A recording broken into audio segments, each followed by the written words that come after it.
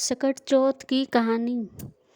Friends, एक नगर में साहूकार और उनकी पत्नी रहती थी। उनका पूजा पाठ में मन नहीं लगता था। एक बार साहूकारनी अपने पड़ोसन के घर गई। उसी दिन सकट चौथ जी पड़ोसन गणेश जी की पूजा कर रही थी। तब साहूकार जी ने पूछा कि इसका क्या महत्व है और इस व्रत को रखने से क्या होता है। पड़ोसन ने कहा, अखंड सौभाग्यवती, धन धान पुत्र और सभी जो वरदान मांगते मिलते हैं। साहूकारनी ने व्रत की महिमा जानकर संकल्प किया। साहूकारनी ने कहा, मैं माँ बनती हूँ तो सकट चौथ का व्रत करूँगी। गजानन की कृपा से वो माँ बन गई। यह देखकर सब बहुत खुश हुए। उनके मन में लालच बढ़ गया। कहने लगी, अगर भगवान उसे बेटा दे दिया तो 2.5 सेर तिलकुट करूंगी। भगवान ने सुन ली और सौभाग्य से पुत्र हुआ। इतना सब कुछ पाने का लालसा और बढ़ती चली गई। फिर उसने कहा, जब बेटे का विवाह होगा तब मैं 5.25 सेर तिलकुट करूंगी। पार्वती के पुत्र ने आशीर्वाद दे दिया और उनके लड़के का विवाह भी तय हो गया। सारी इच्छाएं पूरी होने के बाद साहूकारनी जी अपना संकल्प नहीं पूरा किया। जब यह सब देखकर गणेश जी नाराज हो गए और उसे सबक सिखाने के लिए विवाह वाले दिन लड़के को गायब कर दिया, दूर जंगल में भेज दिया। विवाह मंडप लड़के को ना देखा तो सभी चिंतित हुए। लड़के के ना होने वाली बहू उसे ढूंढने जंगल गई, लेकिन निराश होकर वापस आ गई। साहूकारनी अपने बेटे की बिरहा की वजह से रोने लगी। फिर गांव वाले ने साहूकार के लड़के को ढूंढने के लिए जंगल गई।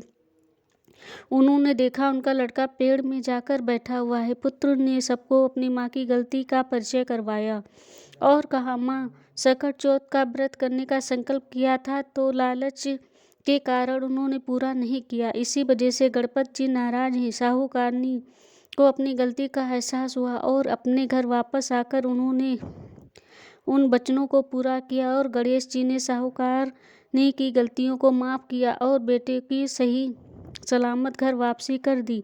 इसी तरह अगर कोई माता सच्चे मन से अपना व्रत करती है तो गणेश भगवान संतान पर आने वाले हर संकट को दूर कर देती है और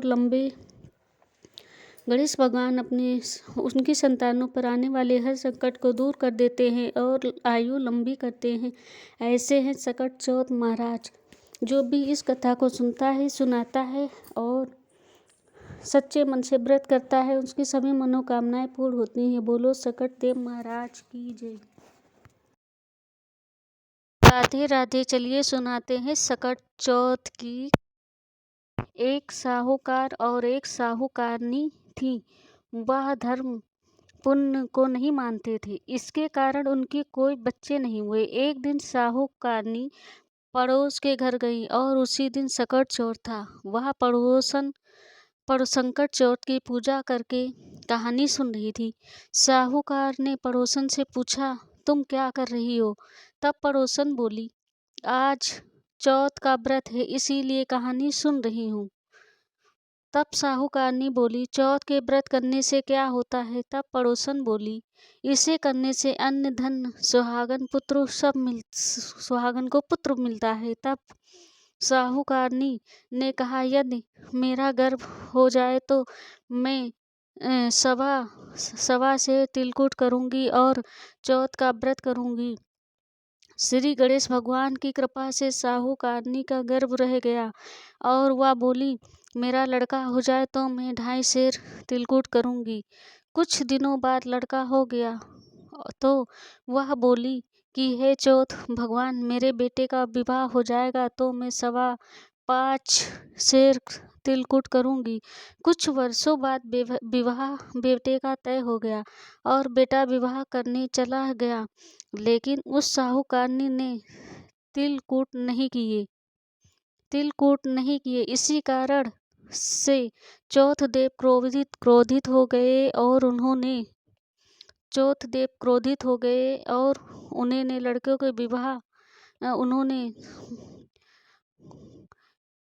क्रोधित हो गए। उन्होंने फेरों के वक्त बेटों को उठाकर पीपल के पेड़ के बैठा दिया। सभी वर की खोज करने लगे, पर वो नहीं मिला। हताश होकर सारे लोग अपने अपने घर लौट गए। इधर जिस लड़की से साहूकार के लड़के का विवाह होने में पीपल के पेड़ से आवाज आई, ओ मेरी अर्धब्याही, ओ मेरी अर्धब्याही। जब यह सुनकर लड़की घर आई तो बाद में धीरे धीरे सूख कर कांटा हो गई। एक दिन लड़की की माँ ने कहा, तुम अच्छा खाती हो, अच्छा पहनती हो, फिर भी तू सूखती जा रही है, ऐसा क्या है? तब लड़की अपनी माँ से बोली कि जब मैं जंगल जाती हूँ तो पीपल के पेड़ पर एक आदमी बंधा रखा है। तो माँ ने पीपल के पेड़ के पास जाकर देखा तो उसका जमाई ही था।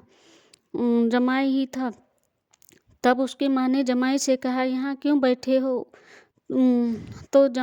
तो मेरी बेटी अर्धब्याही कर दी, और अब क्या लोगे? साहूकार के बेटे ने बोला, मेरी माँ ने चौथ तिलकुट का व्रत नहीं किया था, इसीलिए माता जी ने मुझे नाराज होकर यहाँ पेड़ पर बैठा दिया है।